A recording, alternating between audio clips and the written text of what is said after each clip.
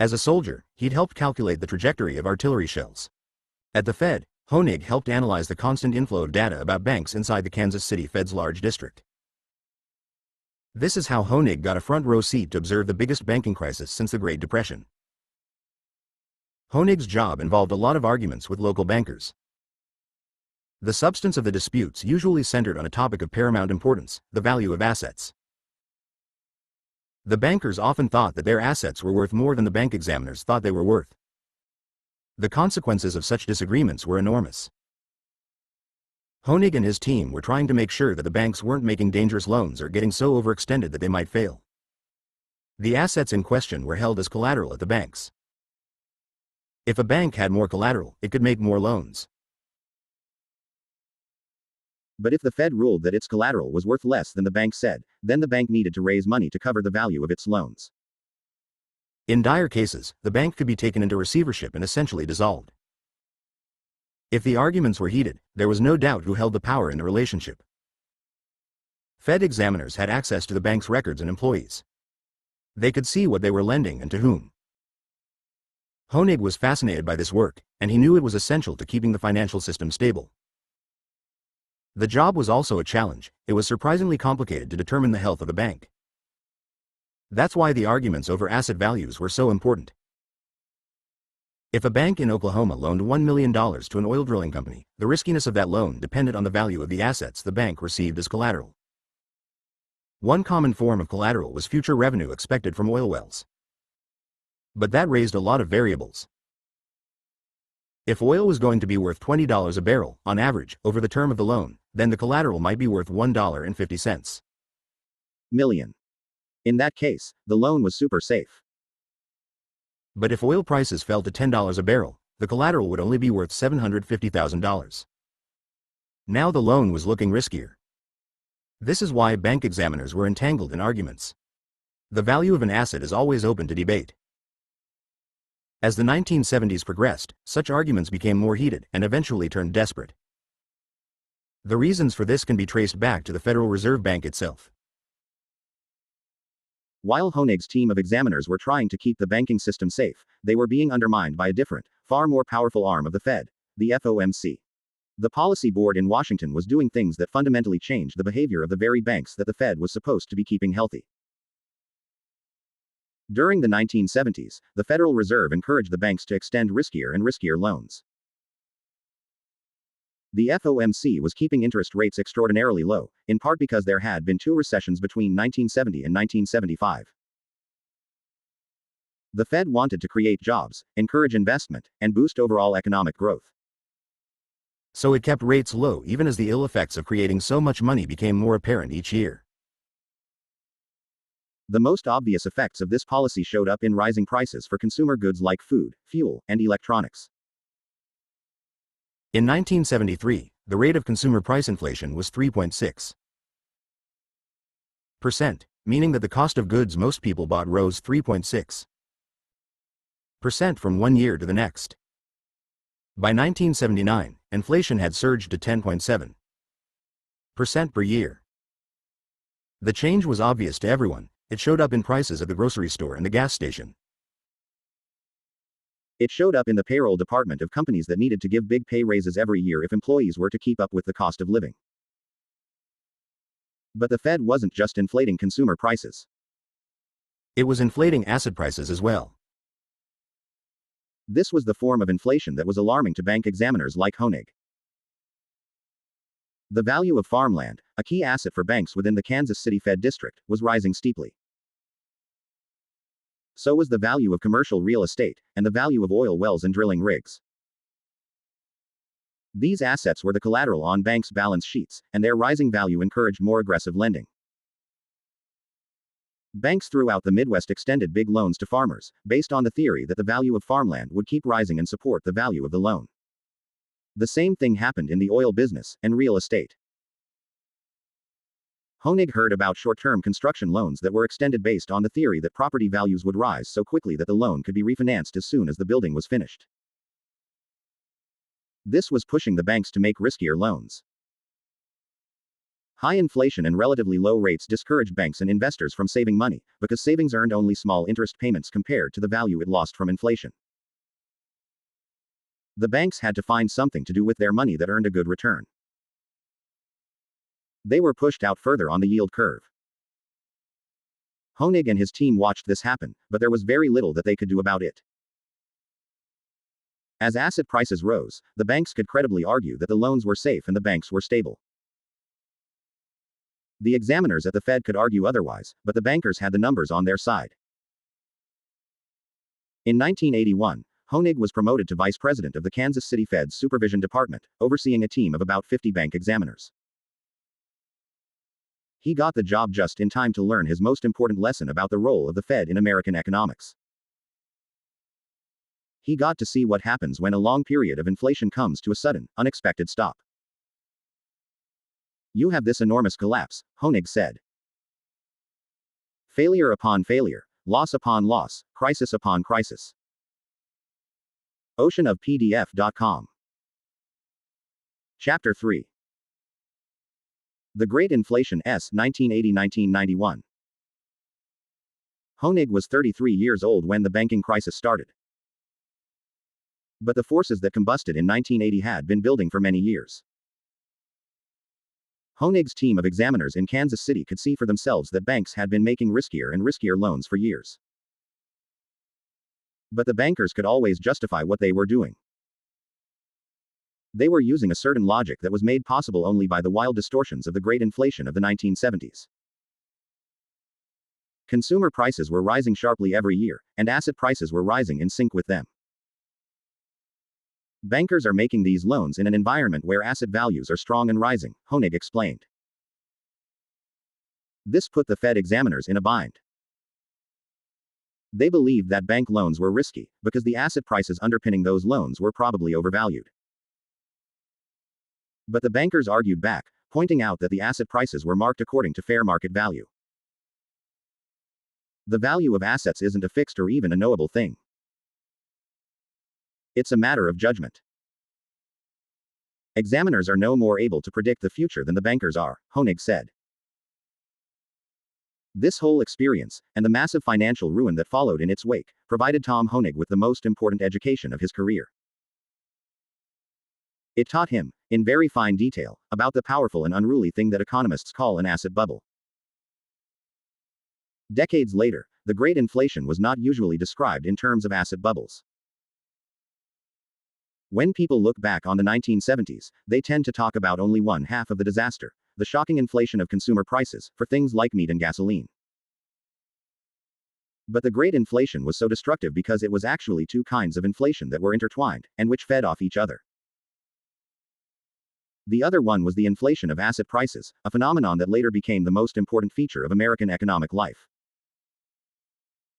Asset inflation was the force behind the dot-com crash of 2000, the housing market crash of 2008, and the unprecedented market crash of 2020, which was precipitated by the coronavirus outbreak. An asset is anything a person can buy that stores value. A ham sandwich is not an asset because it loses value with time, making it a consumer good. A bar of gold, on the other hand, is an asset. A share of stock is an asset. A painting is an asset. An apartment building is an asset. The Federal Reserve can stoke asset inflation when it keeps money too cheap for too long, pushing asset prices so high that they are no longer supported by the actual value of the asset. This is when asset prices become a bubble. One of the best examples of an asset bubble was described in 1955 by the economic historian John Kenneth Galbraith. In the Department of Some Things Never Changing, Galbraith described an asset bubble in Florida real estate in the early 1900s. Developers were expecting a lot of people to move to the state, so they bought big tracts of land and subdivided it into neighborhood plots. Then they sold deeds of ownership for the plots. In this case, the actual land in Florida was an asset and the deeds to the land were an asset, because the paper deeds could be bought and sold. Speculation in Florida real estate took off. The price of land, and the price of deeds for the land, spiraled upward. The asset inflation was stoked by the very fact that asset prices were rising in the first place. One person bought a deed and sold it for more money, and this enticed yet a third person to buy the deed because its price was going up. If this cycle could go on forever, the world would be a much happier place. But, inevitably, the price of an asset converges with the actual value of the asset. In Florida, this convergence happened when it became clear that the expected hordes of people were not moving there. Hurricanes kept hitting the state, dissuading new homeowners. And a lot of the overhyped subdivisions were located on hot, humid stretches of swamp, without a beach in sight. People started selling. Then everyone started selling. The bubble burst, and the asset price collapsed. Tom Hoenig watched, in the 1970s, as asset bubbles inflated across the Kansas City Feds district, which included both heavy farming states, like Kansas and Nebraska, and the energy-producing state of Oklahoma. The self-reinforcing logic of asset bubbles was painfully evident in farming. When the FOMC kept interest rates low, it encouraged farmers to take on more cheap debt and buy more land. This, in turn, stoked demand for farmland, which pushed up land prices. The higher land prices encouraged more people to borrow and buy yet more land. The bankers' logic followed a similar path. The bankers saw farmland as collateral on the loans, and they believed the collateral would only rise in value. More lending led to more buying, which led to higher prices, which led to more lending. The same thing was happening in the oil and natural gas business. Rising oil prices and cheap debt encouraged oil companies to borrow money and drill more wells. The banks built a whole side business dedicated to risky energy loans. In commercial real estate, it was the same thing. This is how asset bubbles escalate in a loop that intensifies with each rotation, with the reality of today's higher asset prices driving the value of tomorrow's asset prices ever higher, increasing the momentum even further. While Hoenig and his team were arguing with the bankers, the FOMC was stoking the great inflation even more by keeping interest rates low. But this stopped in 1979, and it stopped with a severity that has never been repeated. It was stopped because of one person, Paul Volcker, who became chairman of the Federal Reserve. Volcker was serious about beating inflation. He was willing to push the unemployment rate to 10% to do so, to force homeowners to take out mortgages that carried 17% interest rates or higher, and to make consumer loans so expensive that many Americans couldn't afford to buy cars. Volcker recognized that when he was fighting inflation, he was actually fighting two kinds: asset inflation and price inflation. He called them cousins, and acknowledged that they had been created by the Fed. The real danger comes from the Fed encouraging or inadvertently tolerating rising inflation and its close cousin of extreme speculation and risk-taking, in effect standing by while bubbles and excesses threaten financial markets, Volcker wrote in his memoir. Volcker's predecessors had encouraged these risks, but Volcker would not. Under his leadership, the Fed raised short-term interest rates from 10% in 1979 to 20% in 1981, the highest they have ever been. When the history of interest rates is plotted on a graph, this period of super high rates looks like a mountain peak. This is why Volcker's tenure as Fed chairman is such an important period in the history of U.S. monetary policy. He is remembered as one of the few people willing to initiate the brutal shock therapy necessary to correct years of mistakes. Volcker's rate hikes devastated the economy, put millions of people out of work, and ended the Great Inflation. At first, people didn't think Volcker was serious about raising rates. Then they didn't think he'd actually be able to do it. Right after he started doing so, in October 1979, there were rumors that he had resigned under pressure. It seemed inconceivable that the Federal Reserve would go through with a plan that would push the economy into recession. Volcker held an emergency press conference in the Eccles building on a Saturday evening to announce that he wasn't leaving, and that the Fed was serious about raising interest rates. "I'm still alive," contrary to the latest rumor, Volcker told reporters. That weekend, short-term rates were 11.6%. By the end of the month, they would be 16%. In less than a year, they reached the high of 20%. The reporters pressed Volcker that Saturday night, asking if the rate hikes would damage the economy. He was largely dismissive of the question. "I would be optimistic in the results of these actions," he said. "I think the best indications that I have now in an uncertain world is that it can be accomplished reasonably smoothly." Volcker was wrong on this point. Nothing went reasonably smoothly. The American economic ecosystem had settled itself around the North Star of low interest rates. Volcker moved the Polestar overnight, and everything reoriented. A decade's worth of resource allocation would change and everything would shift back in from the edge of the yield curve, away from risk. The change was wrenching. It played out very quickly in the Kansas City Federal Reserve's district. The bankers were caught totally off guard. You could see that no one anticipated that adjustment, even after Volcker began to address inflation.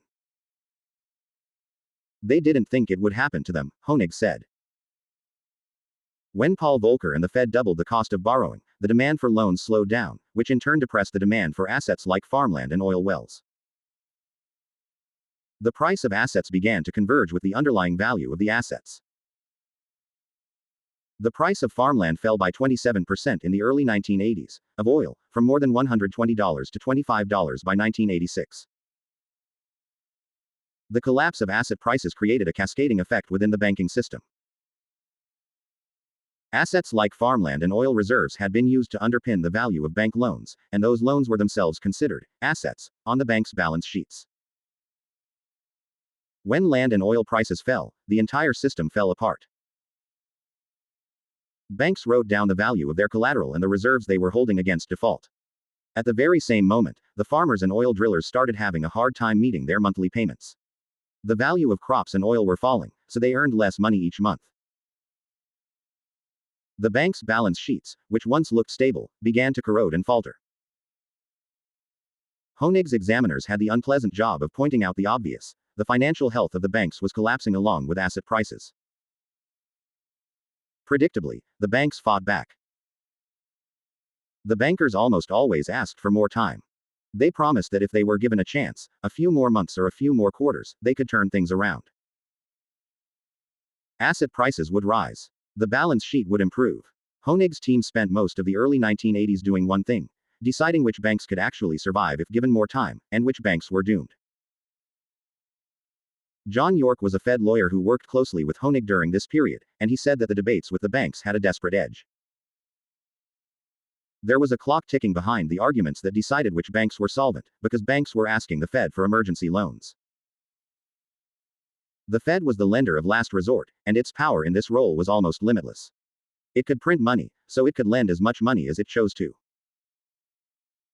But Congress had imposed one limit on this power: the Fed wasn't supposed to lend to banks that were going to fail. The emergency loans were doled out through the Fed's so-called discount window. Tom Honig oversaw the Kansas City Fed's discount window in the 1980s. When his team decided who could borrow from the discount window, they were rendering life or death judgment on banks. A true bank panic broke out in 1982, the worst since the Great Depression. More than 100 banks failed that year, far more than in any single year since the 1930s. In 1986, the rate was higher, with more than 200 banks failing.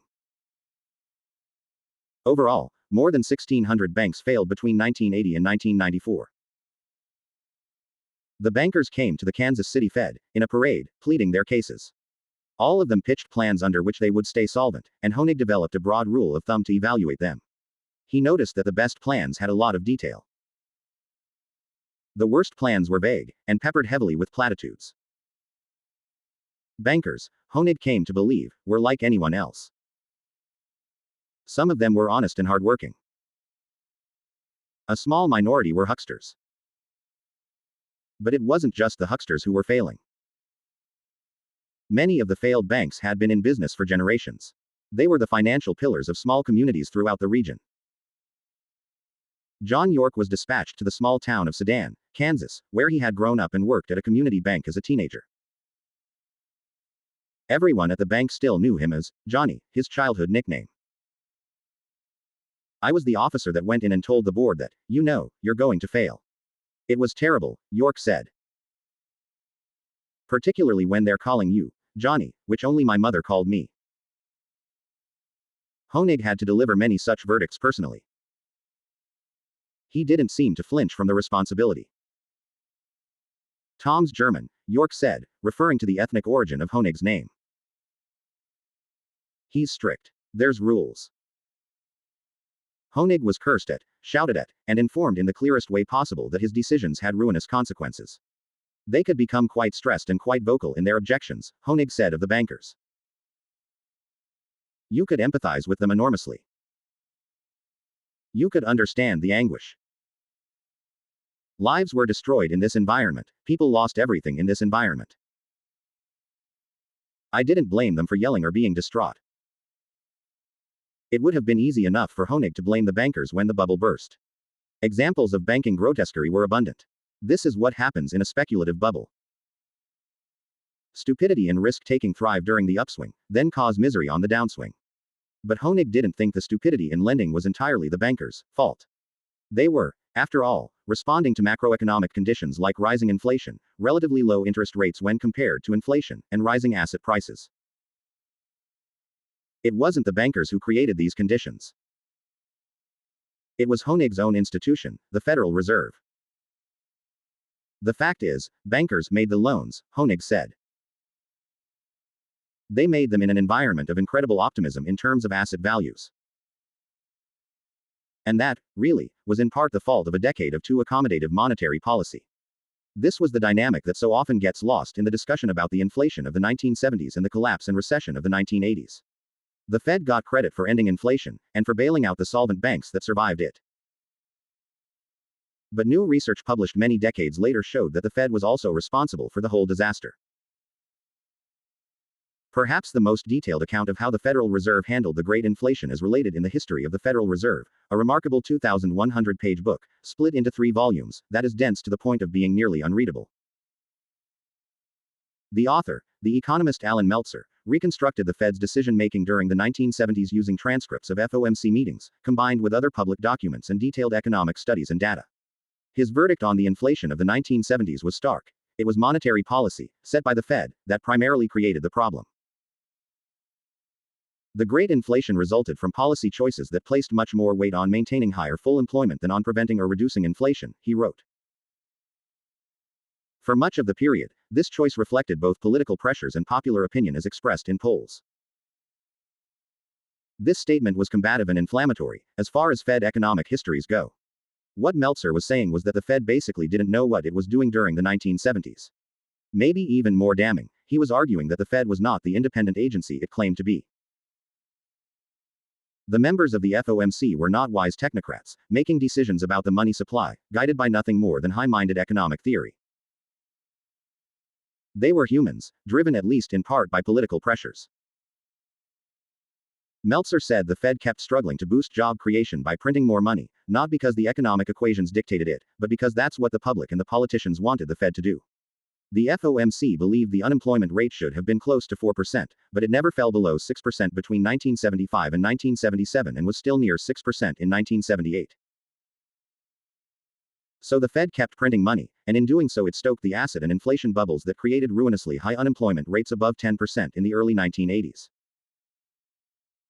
Part of this was due to honest mistakes. The Fed was making decisions based on data that was eventually proven to be wrong. This was only uncovered years later, after the data was revised. One key piece of mistaken data was consistently low estimations of price inflation. This was the equivalent of artillery specialists firing off the howitzers while using data from faulty weather balloons. The outside conditions were different than the team inside the bunker believed them to be. But the problem was more fundamental than mistaken data. There is strong evidence that the Fed, during the 1970s, didn't even truly understand how monetary policy was affecting the economy and stoking inflation. In a 2004 report, the Fed economist Edward Nelson wrote that the most likely cause of inflation during the 70s was something he called monetary policy neglect. Basically, the Fed kept its foot on the money pedal through most of the decade because it didn't understand that more money was creating more inflation. This wasn't done out of malice but out of misunderstanding. The Fed, along with many prominent economists of the era, believed that the country was experiencing something called cost-push inflation. This theory holds that a bunch of external forces that had nothing to do with the Fed were pushing up costs. Big labor unions, for example, were pushing up the cost of labor. And Middle Eastern cartels were driving up the cost of oil. It was these costs that pushed inflation higher and higher, not the Fed. Decades later, a very different understanding of inflation took hold at the Fed. This was the demand pull theory, which located the blame for inflation squarely inside the Fed's boardroom. By increasing the money supply, the Fed stoked demand for debt and loans, which pulled inflation higher. Cheaper money meant more loans, more borrowing, and more demand for everything, which further pulled up prices. This idea is commonly described as the phenomenon of too many dollars chasing too few goods, meaning that when you print more money, people use that money to buy things and it drives up prices. The same force drives up consumer prices and asset prices alike. In the 1970s, the Fed left the job of fighting inflation to others. The White House imposed price and wage controls, trying to keep costs lower. This gave the Fed freedom to keep interest rates low and increase the money supply. Every time unemployment rose, or economic growth slowed down, the Fed cut rates and printed more money. And this pointed to the deepest problem of all, at least in Meltzer's account of the fiasco. The Fed was reacting to short-term pressures, and in doing so it was pumping out new money that created long-term risks. The members of the FOMC were reading the news like everyone else, and they didn't want to be accused of making things worse during a decade of race riots, recessions, and protests. Whenever the FOMC tried to raise interest rates, which would have cooled inflation, the committee quickly retreated because unemployment rose or growth weakened. Although many FOMC members understood that reducing inflation required consistent long-term action, there is scant evidence of longer-term planning, Meltzer wrote. This lesson of the banking crisis stuck with Tom Hoenig. It would make him stubbornly passionate, decades later, when he debated quantitative easing. Hoenig had seen firsthand how an FOMC decision made in a day, in a single vote, took months or even years to express itself fully in the world as the effects filtered out through the banking system and economy. Monetary policy operates with what they refer to as long and variable lags, Hoenig said later. He said this repeatedly, sometimes in a way that looked like he wanted to pound the table to get his point across. His frustration stemmed from the fact that this piece of hard-earned knowledge seemed to be ignored at every turn. When there was short-term trouble, like a drop in the market or a jump in unemployment, the Fed intervened. It printed more money and cut interest rates. It addressed short-term problems and left the long-term problems to grow. During the 1980s, Hoenig and his colleagues in Kansas City were left to sort out the long-term problems the Fed's short-term thinking created during the 1970s. The biggest mess they cleaned up was the failure of Penn Square, a bank in Oklahoma that had extended a chain of risky energy loans during the 1970s. When Penn Square failed, it almost took down the entire U.S. banking system with it. It also illuminated a second important pattern that would harden in the coming years. The Fed didn't just stoke asset bubbles. It found itself on the hook to bail out the very lenders who profited most off a bubble as it rose. Some banks, the Fed was about to discover, had grown too large and too interconnected to fail. Penn Square was run by a guy named Bill Beep Jennings. He was the sort of person who drank beer out of a cowboy boot to impress clients, so it wasn't surprising that he'd figure out creative ways to extend countless loans in an oil boom. Penn Square was an early pioneer of what's called securitization, whereby the bankers create risky debt and then sell it to someone else.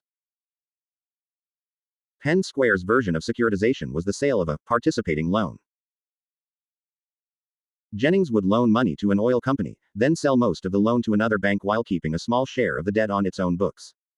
The idea was simple: extend as many loans as possible, collecting fees with each deal, and move the actual risk of a loan default onto someone else's balance sheet.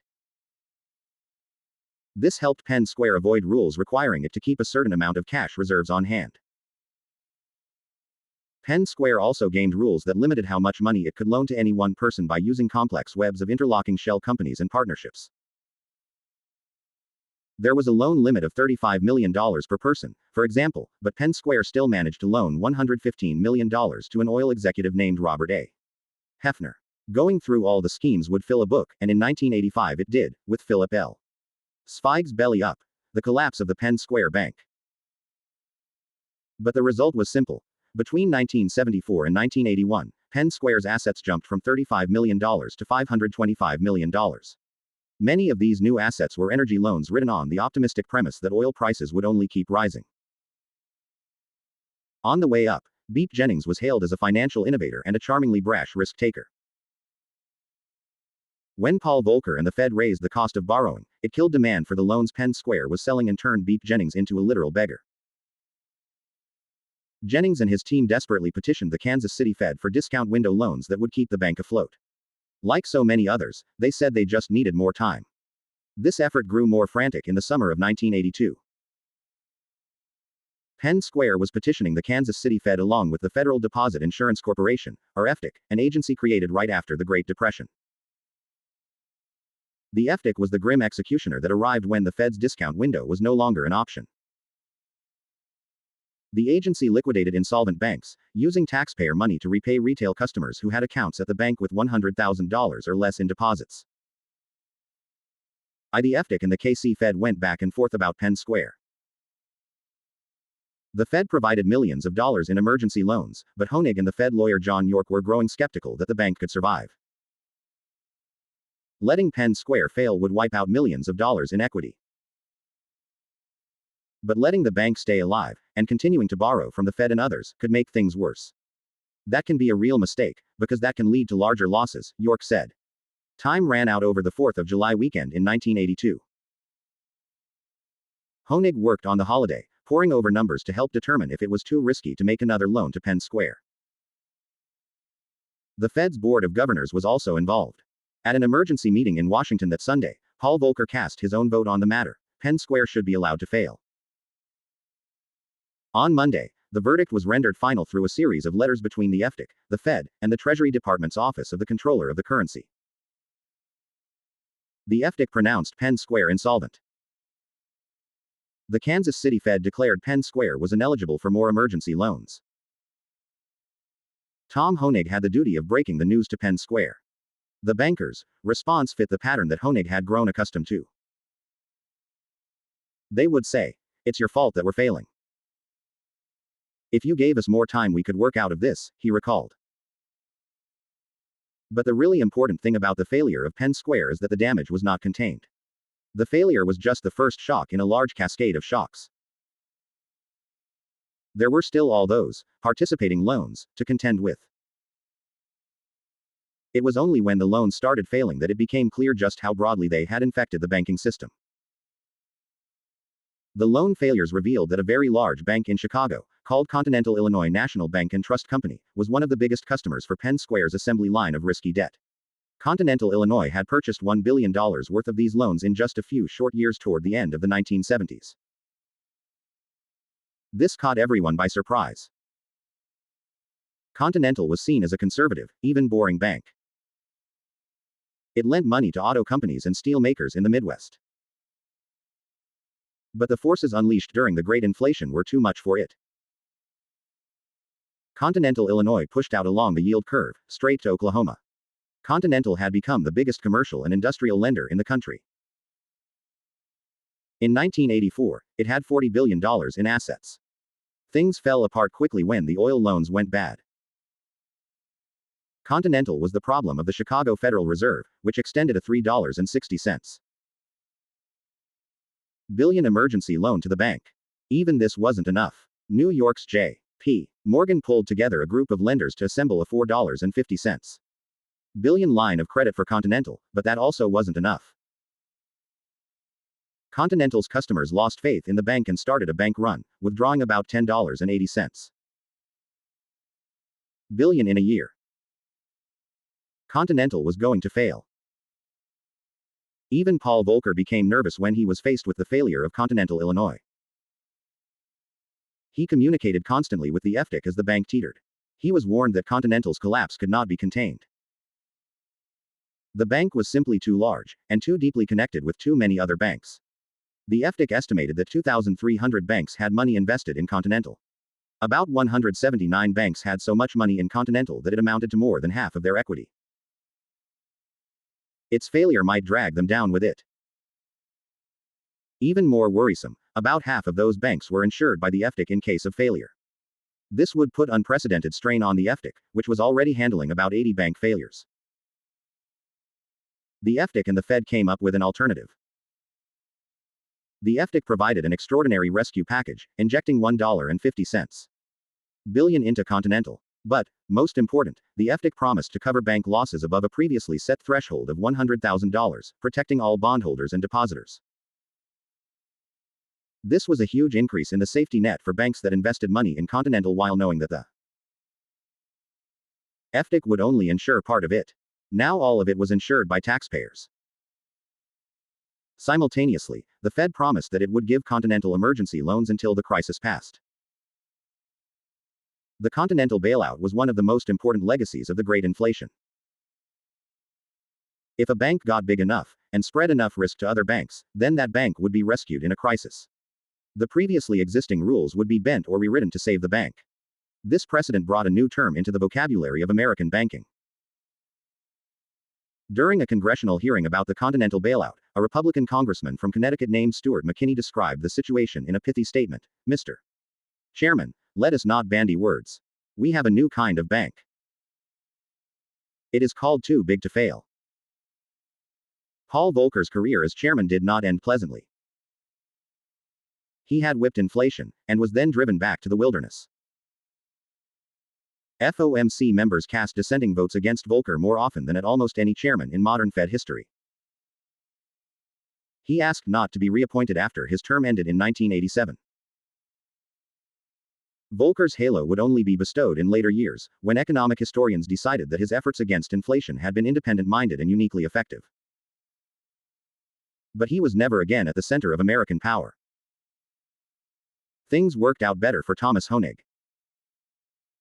The wave of bank closures eventually receded in the Kansas City Fed's district. The Penn Square failure was the worst of it. Hoenig's performance during the crisis was noted by the people around him, like York, who believed Hoenig had handled himself during a brutal period with integrity and competence. This reputation proved important when the Kansas City Fed President Roger Guffey announced he was retiring in 1991. The Kansas City Fed had never hired a president from its own ranks.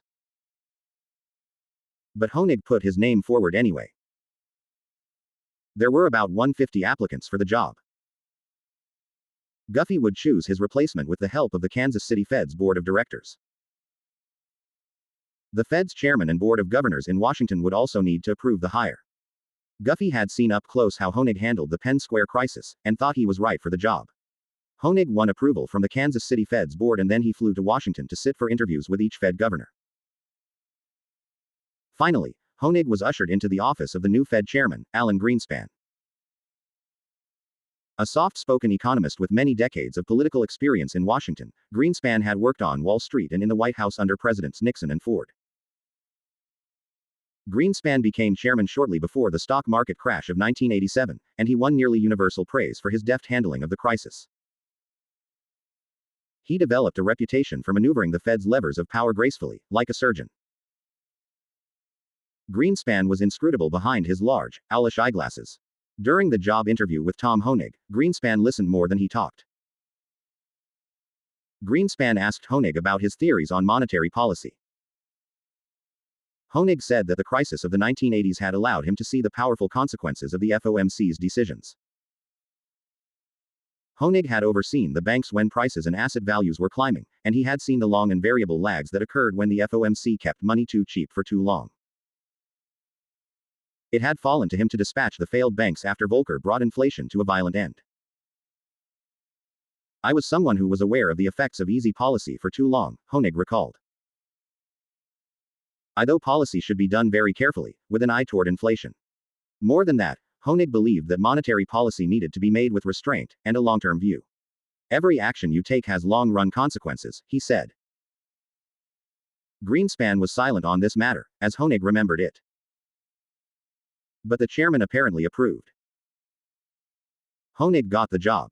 After news got out that Hoenig was president, one of his elderly neighbors approached him with a gift. It was a framed copy of a piece of German currency, a single bill with a face value of 500,000 marks.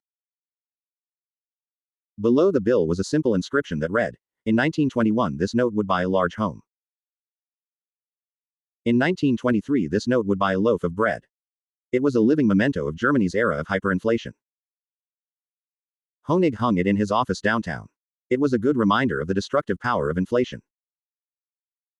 Or at least the first kind of inflation, meaning price inflation, which can make a currency almost worthless. But Honig was worried about the other kind of inflation that he'd seen, in asset prices.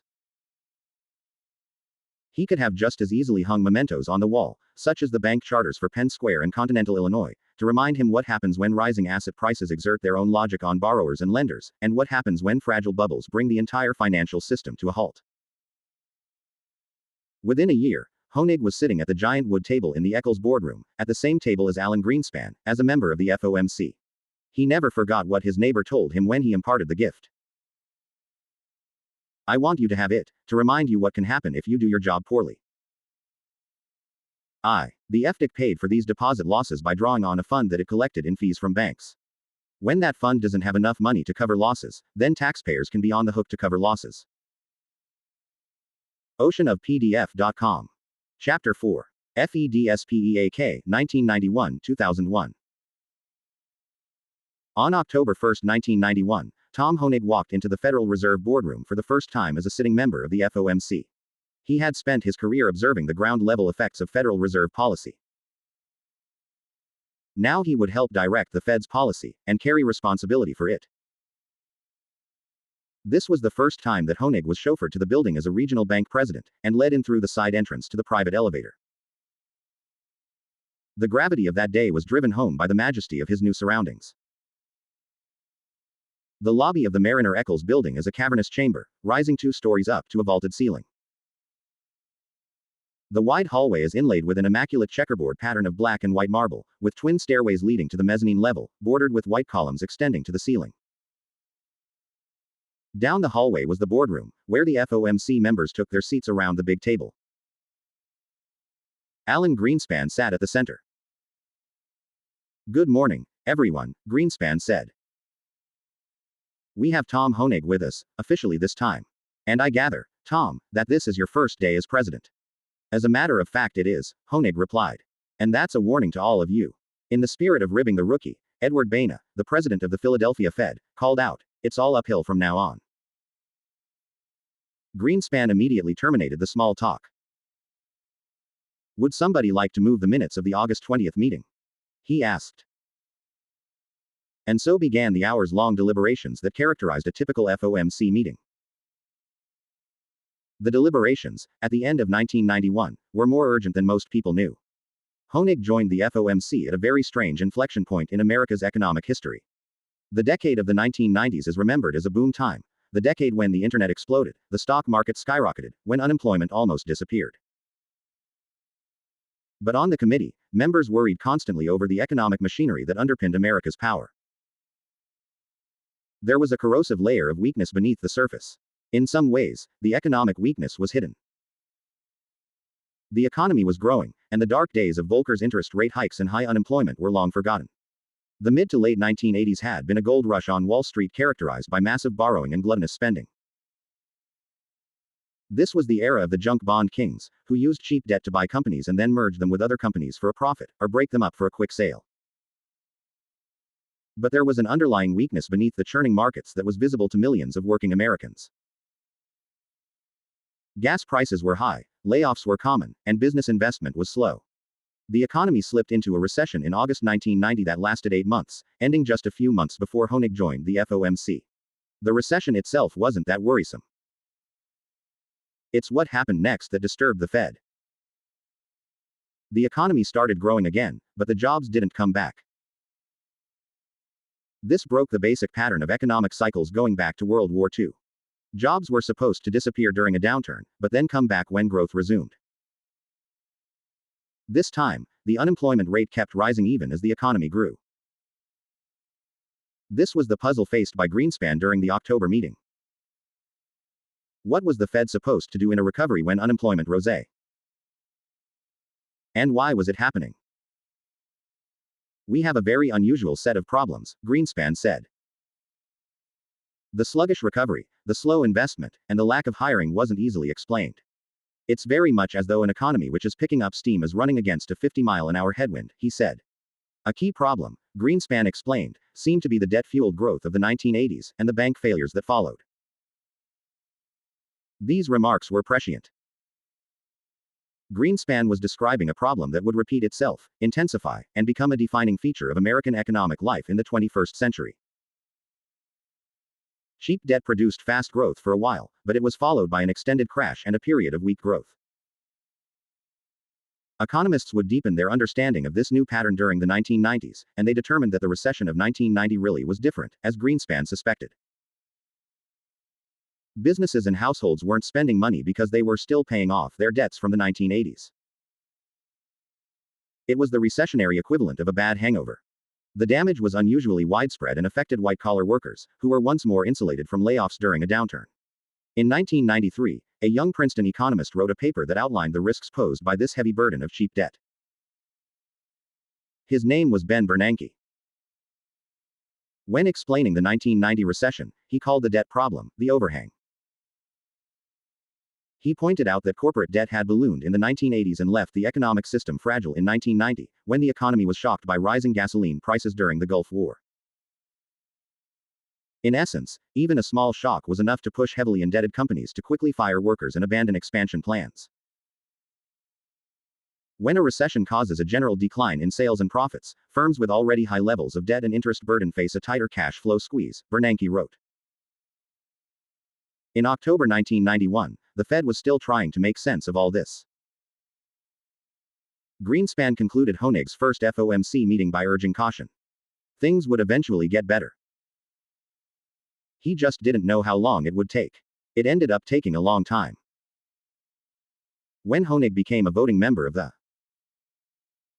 FOMC in January 1992, the economy was still stagnant. This was the beginning of a period that would coin a new phrase, the jobless recovery. Honig could see it playing out in his own district. There were signs of strength, with high grain prices and plenty of new home construction. But a continued slump in manufacturing employment was wiping out many of the higher-paying jobs in the Midwest. About 1,000 auto workers in Honig's district had recently been laid off. During his first meeting as a voting member, Greenspan asked Honig for an update on the Midwestern economy. "We think our district is growing somewhat more slowly. It might be described as flat at best," Honig said. He would say basically the same thing during almost every meeting in 1992 using words like mixed and sluggish. Even Greenspan was perplexed. Toward the end of 1992, during a news conference, he sounded exasperated. He said the Fed was doing its part to boost hiring, but the economy wasn't responding. "No models can explain the types of patterns we are having," Greenspan said. "This is really a quite extraordinarily difficult type of environment." If the economy had broken with past patterns, then Greenspan was willing for the Fed to do the same thing. He guided the central bank to cut interest rates in the early 1990s, even though the economy was growing, which was the opposite of what the Fed should be doing according to the traditional models. In 1991, the Fed cut the short-term interest rate from a little more than 5% to just under 4% by early 1992, hoping to give the economy some sweet, palliative medicine that might counteract the debt overhang. But it quickly became clear that a lot more medicine was going to be necessary. Throughout 1992, the Fed cut rates steadily, meeting after meeting, bringing them all the way down to 2.9% at the end of the year. This emergency measure turned into something like the status quo. The Fed would keep rates around 3% until early 1994. Honig voted yes, in line with Greenspan, at every single meeting during his first year as a voting member.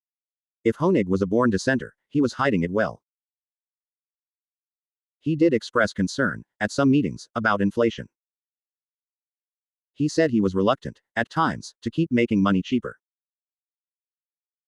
The lessons of the 1970s were still very much on his mind. But the weakness of 1992 convinced him the Fed's intervention was warranted, whether the recession was over or not. Greenspan's actions were not a short-term emergency response. They marked the beginning of a new era of easy money. The easing that Greenspan oversaw in 1992 was mild compared to what was to come. And the overhang of bad debt in 1991, which the Fed had helped create, was modest compared to the overhangs it would help create later. Greenspan became a major public figure in these years, maybe the most famous chairman in the history of the Federal Reserve. But even as more people learned who Greenspan was, they seemed to learn less about what he was doing. The 1990s was the decade when the Fed truly moved into the center of economic policy making. But Greenspan worked very hard to make sure that this truth was obscured. The Fed was created in such a way that its actions would be shielded from the accountability of voters. But there was still a general sense that the central bank should at least make regular reports to politicians in Congress to explain what it was doing and why. This idea led to a strange ritual during the Greenspan era. The wise chairman, with his dour demeanor and his big framed glasses, would travel from the dignified confines of his office at the Eccles Building down the National Mall to the offices of Congress. There, he would sit before the lawmakers and explain the Fed's actions. The hearings were odd because it wasn't at all clear that Congress had any authority over Greenspan. Congress couldn't cut funding to the Fed. It couldn't fire or demote Greenspan. Yet Greenspan permitted himself to sit for the hearings, which were televised on C-SPAN. He tolerated the questions and the long-winded soliloquies of elected lawmakers and then gave his own prepared statement. In these meetings, Greenspan had the air of foreign royalty. He listened politely. He answered questions. And then he left. A typical hearing occurred on June 10, 1998, when Greenspan testified before Congress's Joint Economic Committee. The hearing was billed as an update on economic conditions in the United States. Of all the people in America, Alan Greenspan was believed to be the one who could best determine and describe the state of the American economy. He was described as an oracle, the maestro who dwelled at the zenith of the economy and had insight into every corner of it. He played this part well. Greenspan wore a dark pinstriped suit, a white shirt, and a maroon tie. He sat alone at a table with a white tablecloth and a microphone. That day in June, the Republican Committee Chair, Rep. Jim Saxton of New Jersey, opened the hearing with a long statement praising Greenspan's leadership of the Fed. There was good reason for the praise. The period of weak growth and rising unemployment in the early 1990s was long gone. The economy grew steadily between 1993 and 1998, with unemployment falling to 4.4% and wages rising steadily. Saxton showed good political instincts when he started talking. He gave most of the credit for the boom to workers and entrepreneurs. But he said that if any governing entity had a hand in feeding the economic growth, it was the Fed. To the extent policy factors are relevant, monetary policy has been the main factor in sustaining economic expansion, he said. It appears to me that the Federal Reserve has been on the right course, and I commend its leadership. As Saxton expressed his admiration of the Fed chairman, Greenspan looked down at the table and put his hand on his chin, like someone trying to stay awake during a movie. He tended to nod vaguely when elected officials finished their comments and to mumble his gratitude. When the lawmakers were done speaking, the financial press would sit up, alert. It was the oracle's turn to talk. His words could move markets if he betrayed the slightest hint as to what the Fed might do in the future. With a few words about Treasury yields, or a stray comment about commodity price inflation, Greenspan might signal if the Fed was about to tighten or loosen the money supply. At least, this was what the financial press had decided to believe. They scrutinized his every word, searching for patterns that might make headlines and that a bond trader might find useful. People who didn't trade bonds for a living still had good reason to be interested in what the Fed was doing. The Fed's actions affected every aspect of economic life, albeit with long, variable lags, and its policies could spell the difference between prosperity and calamity. But if any citizen was eager to find meaning in Alan Greenspan's statements, he made a fine art of frustrating their efforts. He intentionally spoke in a way that was not just inscrutable, but incomprehensible. This type of speech earned a nickname on Capitol Hill, Fedspeak. It was a language so studded with jargon and with so many concepts nested within one another that a person needed an economics PhD, or many years' worth of experience trading on Wall Street, to make sense of it. When Alan Greenspan started to talk, everybody's brains immediately downshifted into a low gear to do heavy uphill climbing as they struggled to figure out exactly what he was saying. Greenspan's testimony that day, for example, included this statement. The fact that economic performance strengthened as inflation subsided should not have been surprising, given that risk premiums and economic disincentives to invest in productive capital diminish as product prices become more stable. But the extent to which strong growth and high resource utilization have been joined with low inflation over an extended period is nevertheless extraordinary. Indeed, the broadest measures of price change indicate that the inflation rate moved down further in the first quarter of this year, even as the economy strengthened. This was typical. The curious thing about these statements is that they seemed more opaque and difficult to understand than the things that Greenspan said during FOMC meetings, when he was surrounded by PhD economists. Back in 1991, for example, when Greenspan addressed the committee members at the end of Honig's first meeting, the chairman was direct and concise in talking about debt problems in the financial system. To be sure, he talked about complex financial systems, but even a layman reading his comments later could understand them. This all changed when Greenspan opened his mouth in public. A cloudy veil drew down over his words. Greenspan's use of Fed speak had a lasting and important impact. It accelerated the long process that removed the politics of money from the center of American public life, just as those politics were becoming more important to the nation's economy. Any average citizens who heard snippets of Greenspan's comments couldn't be blamed if they came to believe that whatever the Fed was doing, it must be so complex that no normal human could dare to talk about it, let alone criticize it. Greenspan's speeches entrenched the image of the Fed as a group of genius-level decision-makers, operating on an Olympian plane as they grappled selflessly with hypercomplex matters. There was a tension to this arrangement that bubbled around the edges of the public discourse, even during public congressional hearings. While Jim Saxton claimed that the Federal Reserve was the main driver of economic growth of the 1990s, his Democratic counterpart Maurice Hinchey of New York politely rebutted the idea. "I believe that monetary policy follows fiscal policy," Hinchey said during his remarks.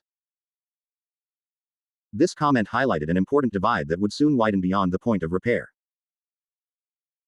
On one side of the divide there is monetary policy, controlled by the Federal Reserve. On the other side, there is fiscal policy, which belongs to the democratically controlled institutions like Congress, the White House, and state governments. Fiscal policy involves the collection of taxes, the spending of public money, and regulation. America's ability to conduct fiscal policy deteriorated slowly over the years as the Fed's ability to conduct monetary policy strengthened. There were many reasons for this fiscal decay. Money in politics, the rise of corporate lobbying, the birth of television cable news, and growing income inequality all played a role. But the one important fact about the deterioration of executive and legislative power is that it was not inevitable. For at least a century or so, fiscal policy led the way in America, and the Fed, with its money-printing power, followed. The largest burst of fiscal action in U.S. history happened after the Great Depression and the election of Franklin Delano Roosevelt in 1932. Over the following decade, Roosevelt and a Congress with huge Democratic majorities passed a set of sweeping and interlocking laws that came to be known collectively as the New Deal. This is important to consider because of the effect it had on the economy and its arrangement of winners and losers. The New Deal laws empowered labor unions, broke up or regulated big monopolies, created the first transparency laws for Wall Street, and put the banking system on a tight leash. The New Deal was confrontational. It antagonized powerful interests, and it took away their power. Literally the first day after his inauguration, FDR shut down the banks because the banking system had triggered the Great Depression after years of reckless speculation. FDR called this temporary shutdown a bank holiday, and he used the time to send in examiners and determine which banks were solvent and which were not. After that, the government restructured and re-regulated the banks in a way it never did again. The New Deal banking laws were like commandments from the Old Testament. They were short, simple, and sweeping in their reach.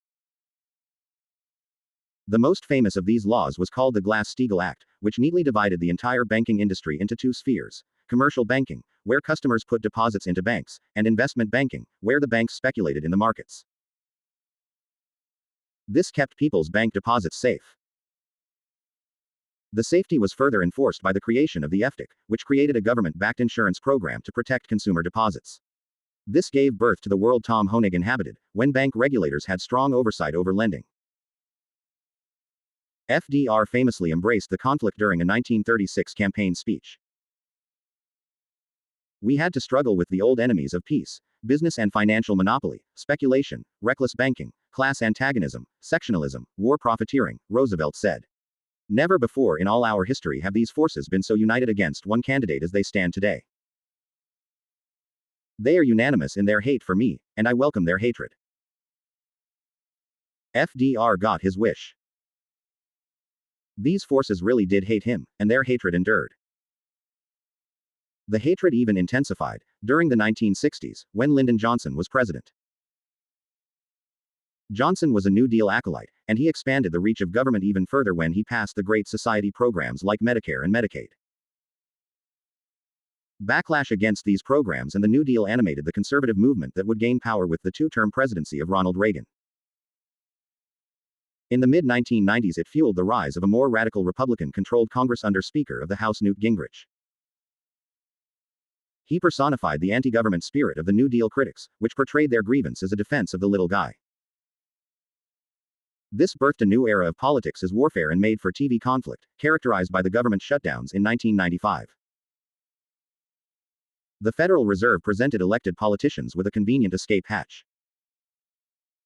It could print money when recessions began, and tighten the money supply if inflation became too intense. This method didn't cause nearly as many fights as imposing financial legislation. It seemed like no one had to pay a price for letting the Fed gain more authority and more responsibility. The journalist and economic historian Nicholas Lemann has pointed out that the Fed-centric model follows the theories of John Maynard Keynes, the eminent economist who argued that government should spend money in times of recession to boost growth. Keynesian economic management had no immediate natural enemies, Lemann wrote.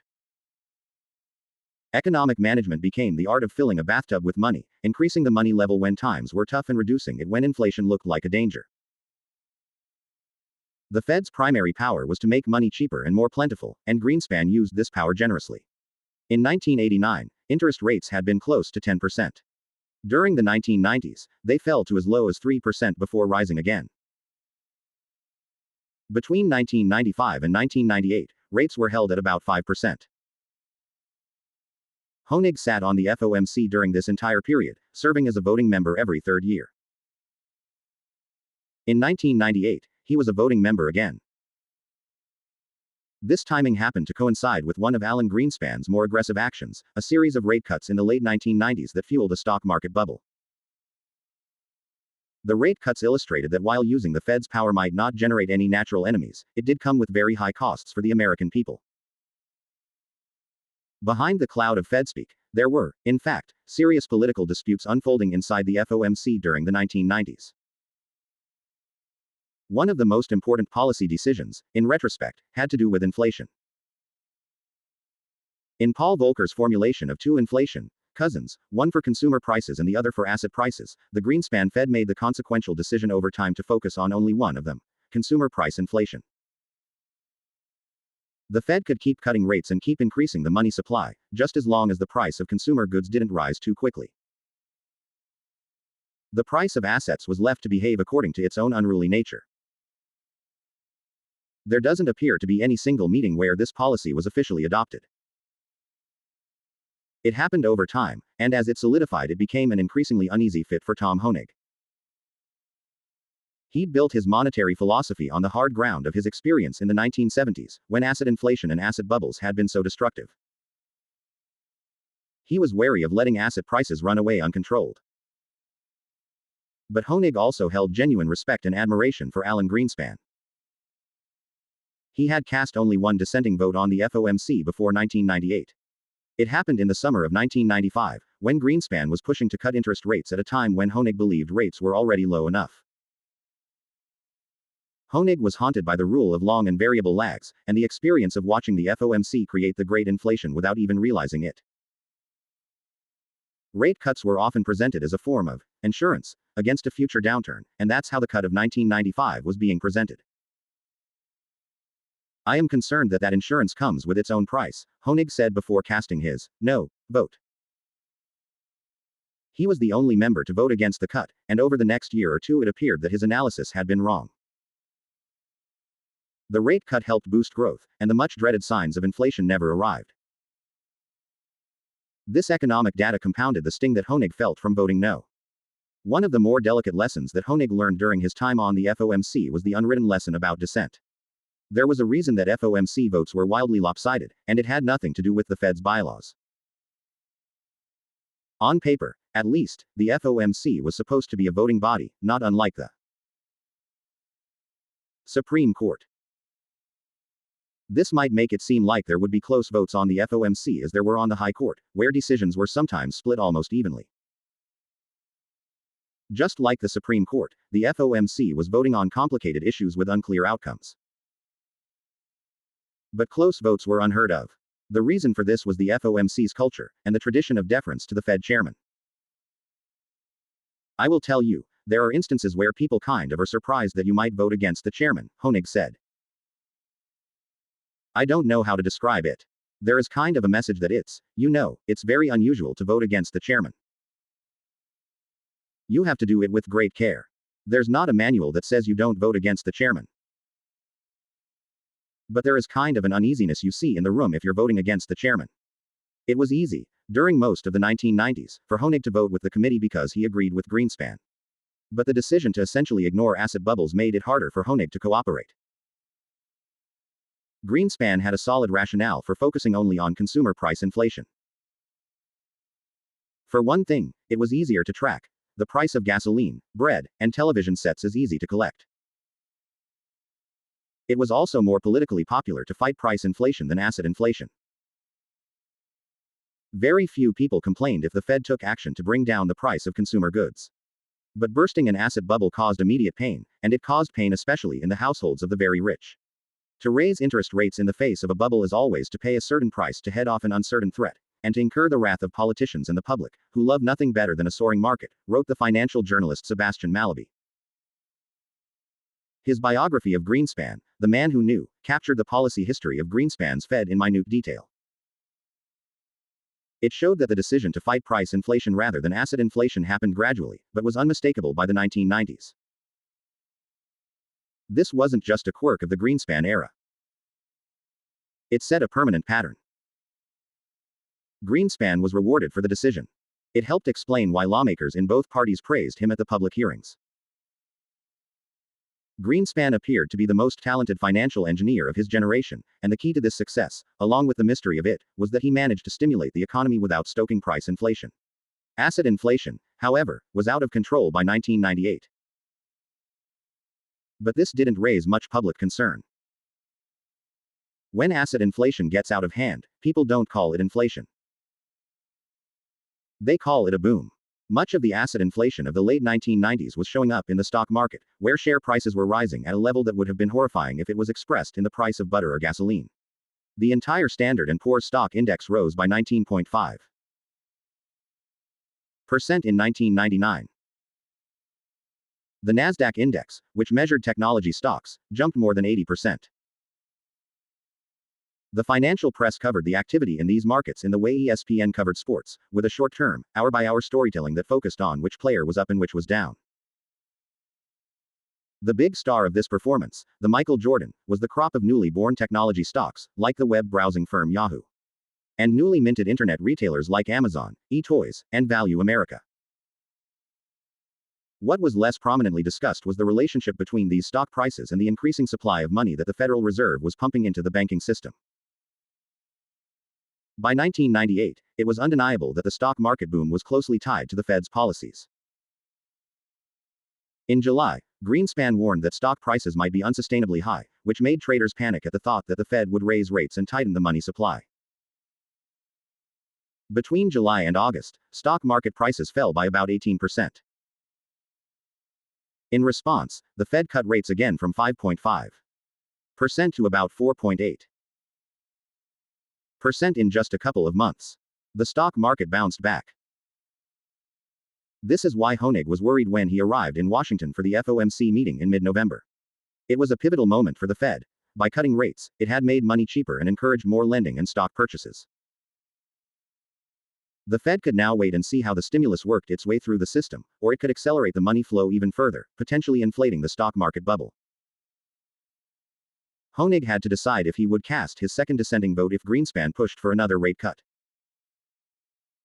Fed chairmen usually downplay the impact of low interest rates on the stock market, but Greenspan was blunt about the connection during the November meeting. He acknowledged that the stock market might be a bubble, which made him hesitate about cutting rates even more. The one area where things have eased regrettably more than I would have liked is the stock market, Greenspan said. In a certain sense, that has created a major question in my judgment as to whether we should move rates.